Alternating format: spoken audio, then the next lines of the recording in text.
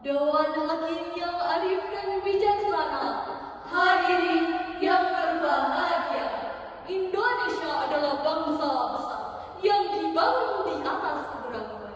Dari Sabang sampai Merauke, dari Niangga hingga Pulau Rote, terbentang ribuan pulau dengan latar belakang suku, bahasa, budaya, dan keyakinan yang berbeda-beda. Multikulturalisme bukan sekedar identitas bangsa Indonesia, tetapi kenyataan hidup yang harus kita jalani setiap hari. Perbedaan bukanlah pilihan, melainkan keniscayaan yang menyatukan kita dalam satu ikatan Indonesia. Namun hadirin, faktanya akhir-akhir ini kita menyaksikan kenyataan yang memprihatinkan. Di tengah keberagaman yang seharusnya dirawat sebagai kekuatan bangsa, justru muncul tindakan-tindakan ekstrim yang mengatasnamakan agama. Aksi terorisme, radikalisme, dan sikap ekstremisme masih menjadi ancaman nyata yang merusak rasa aman, menebar ketakutan, serta mencederai persatuan. Menurut Pew Research Center tahun 2023, persepsi negatif terhadap Islam di sebagian wilayah dunia masih di atas 50%. Lebih menyakitkan bahwa stigma negatif ini justru muncul akibat perilaku segelintir orang yang menyimpang jauh dari kasih sayang yang diajarkan Al-Quran. Tidak bisa dihilangkan dari sejarah bahwa pada tanggal 13 Mei 2018 telah terjadi pengeboman gereja-gereja di Surabaya. 28 Maret 2021, pengeboman gereja Makassar juga terekam dalam catatan kelam. Belum lagi peristiwa-peristiwa teror lainnya. Inilah ironi besar bangsa kita ketika keberagaman yang mestinya menjadi rahmat justru dipelintir menjadi alasan perpecahan. Di tengah kenyataan yang melukai nurani ini, kita patut bertanya dengan jujur, di manakah posisi Islam sesungguhnya? Apakah Islam benar-benar mengadakan teror kebencian dan kekerasan? Ataukah justru sebaliknya? Oleh karena itu, perkenankan kami akan membawakan sebuah syarat dengan judul Islam Rahmatan lil Alamin sebagai dasar fondasi persatuan bangsa, sebagai landasan firman Allah.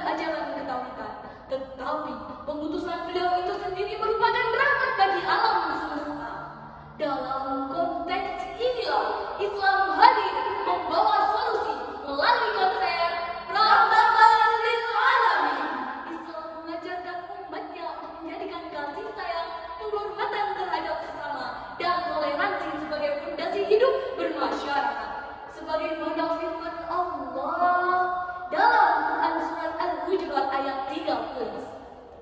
Ya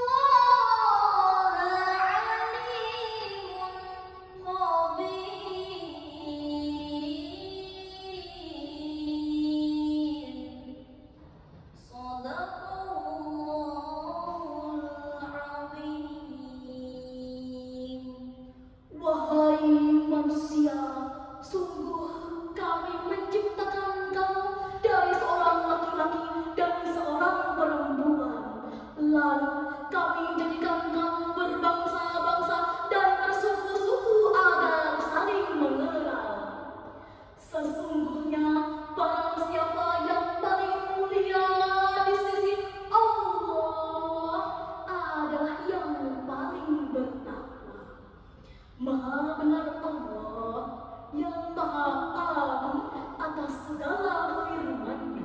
Abu Thahir Muhammad bin Yaqub dalam kitab Tafsir Tanwirul Ikhlas dan Tafsir Ibnu Abbas jilid 1 halaman 437 menjelaskan bahwa ayat ini turut merespon sikap rasis sebagian orang Quraisy terhadap sahabat Bilal bin Rabah. Syekh Wahbah Az-Zuhaili dalam Tafsir Al-Munir juz 26 halaman 259 bahwa ayat di atas menjelaskan 3 hal penting yang dapat dijadikan pedoman dalam hidup bermasyarakat dan bernegara. 3 hal tersebut adalah al-musawah, kesetaraan, akal, saling mengenal, takwa, ketakwaan. Dari penjelasan tersebut semakin jelas bahwa Islam sejak awal tidak pernah membenarkan sikap paling benar, paling suci, apalagi paling berhak menghakimi orang lain.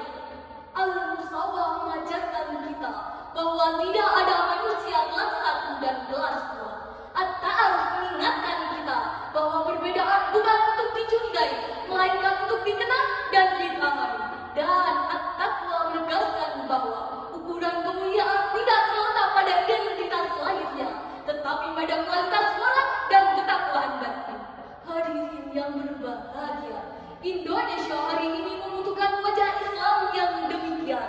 Islam yang menyatukan, bukan yang menggerakkan. Islam yang merangkul, bukan memukul. Islam yang membangun jembatan, bukan menggali jurang. Islam rahmatan lil alamin, bukan sekedar jargon, melainkan panggilan moral bagi umat Islam untuk hadir sebagai penjaga harmoni, perekat persaudaraan, dan pelindung kemanusiaan. Dari syarah tersebut dapat kita simpulkan bahwa yang pertama, ajaran Islam sebagai rahmatan lil alamin menegaskan bahwa misi utama Islam adalah menebar kasih sayang, keadilan, dan kemanusiaan bagi seluruh alam. Yang kedua, perbedaan suku, budaya, bahasa harus disikapi dengan prinsip kesetaraan, saling mengenal, dan ketakwaan agar memperkuat persatuan. Yang ketiga, dengan mengamalkan Islam yang toleran, damai, dan berakhlak mulia,